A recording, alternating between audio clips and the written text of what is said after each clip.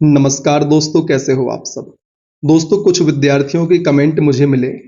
उन्होंने प्रश्न किया कि सर, मैंने ग्रुप 4 एग्ज़ाम 2023 में कुछ ऐसे पदों को प्रेफ़रेंस में शामिल कर दिया है, कुछ ऐसी पोस्ट की प्रेफ़रेंस सेलेक्ट कर ली है, जिनकी योग्यता मैं धारण नहीं करता या नहीं करती।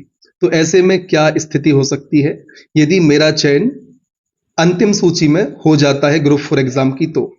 तो दोस्तों, वहाँ पर 2 सिचुएशन हो सकती हैं आपके साथ। आपने यदि कोई ऐसी प्रेफ़रेंस भरी है, जिसकी योग्यता आप नहीं रखते और यदि आपको आपके नंबर के हिसाब से वह प्रेफ़रेंस मिल गई, तो यहाँ पर यदि हम नोटिफ़िकेशन की बात करें, इसमें क्या प्रोविज़न है?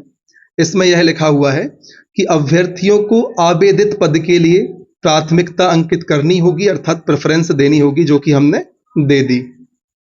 यदि कोई अभ्यर्थी परीक्षा में अर्ह हो जाता है या योग्य या पास हो जाता है तथा बोर्ड द्वारा उसकी अभ्यर्थियों की अनुशंसा की जाती है तथा यदि वह नियुक्ति के लिए निर्धारित मानदंडों की पूर्ति नहीं करता, आपने अपनी प्राथमिकता अंकित करी और उस प्राथमिकता वाली पोस्ट पर ही आपका चयन हो गया और आप निर्धारित मानदंडों की पूर्ति नहीं करते, तो उसे नियुक्ति आदेश जारी नहीं किया जाएगा और ऐसी दशा में उसकी अभ्यर्थिता नामंजूर हो जाएगी और वह अन्य पद के लिए अहस्तांतरणीय होगी।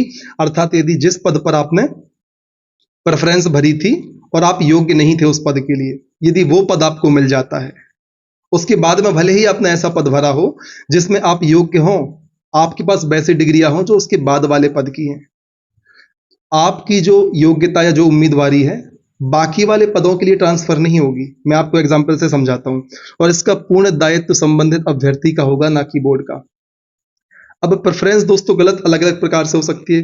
कुछ विद्यार्थी ऐसे होंगे जिन्होंने पहली प्रेफ़रेंस ऐसी भरी होगी जिनकी योग्यता नहीं होगी और ये गलती से हो जाता है या कई बार नादानीवश हो जाता, जब हमें जानकारी नहीं होती। कुछ विद्यार्थी ऐसे होंगे 5वां, 7वां, 10वां, 50वां, 200वें नंबर की पोस्ट भर दी होगी जिसकी योग्यता नहीं होगी, तो क्रम कुछ भी हो सकता है। यहाँ पर क्या कहा जा रहा है, जैसे बहुत सारी प्रेफ़रेंसेस किसी विद्यार्थी ने भरी और एक प्रेफ़रेंस ऐसी है उनमें से जिसकी अभ्यर्थी के पास योग्यता नहीं है, चाहे ये गलती से भरी हो या नादानीवश भरी हो, जानकारी के अभाव में। तो यहाँ पर क्या स्थिति बनेगी? यदि विद्यार्थी का दुर्भाग्यवश इस ही पद पर चयन हो गया जिसकी उसके पास योग्यता नहीं है, तो इस पॉइंट में कहा जा रहा है कि ऐसी दशा में नियुक्ति आदेश जारी नहीं किया जाएगा इस संबंधित पोस्ट के लिए आपके लिए। तो फिर क्या होगा? आपकी जो अभ्यर्थिता है वो नामंजूर कर दी जाएगी और आपके लिए जो इसके नीचे आपने पोस्टें भरी हैं, कम नंबर पर आपको मिल जाती, वो नहीं मिलेगी क्योंकि आपका एक बार चयन इस पोस्ट के लिए हो गया था। आपका चयन इस पर्टिकुलर पोस्ट के लिए हुआ यदि हम क्रमांक दें 1, 2, 3, 4, 5, तीसरे नंबर की पोस्ट ऐसी थी जिसकी योग्यता आपके पास नहीं थी, आपका चयन इस पोस्ट के लिए हो गया। तो बाकी जो अभ्यर्थी हैं, किसी न किसी अभ्यर्थी का चयन उस चौथे नंबर की, 5वें नंबर की पोस्ट के लिए हो गया होगा।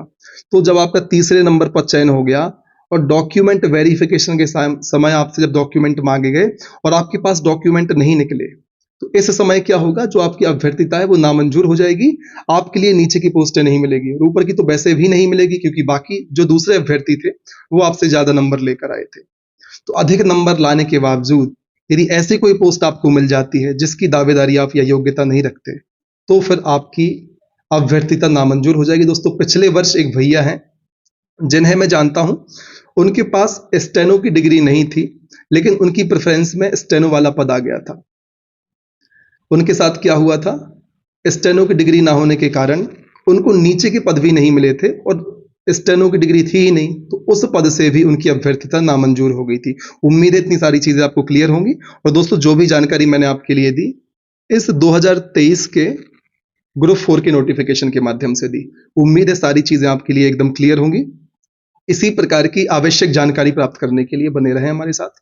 लगातार मेहनत करें और तब तक ना रुकें जब तक आपको आपका लक्ष्य प्राप्त नहीं होता। जय हिंद, वंदे मातरम।